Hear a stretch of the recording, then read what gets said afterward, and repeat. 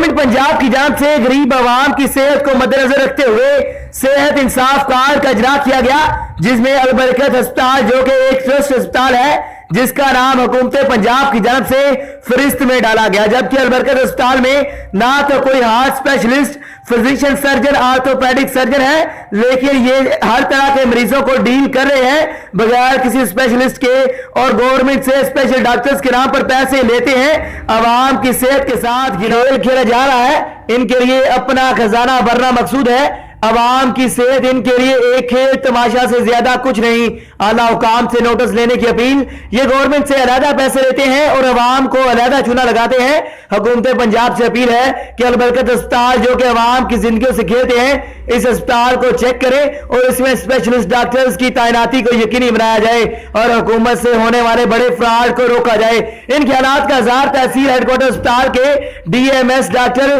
بلال طاہر نے media press conference کرتے ہوئے کیا۔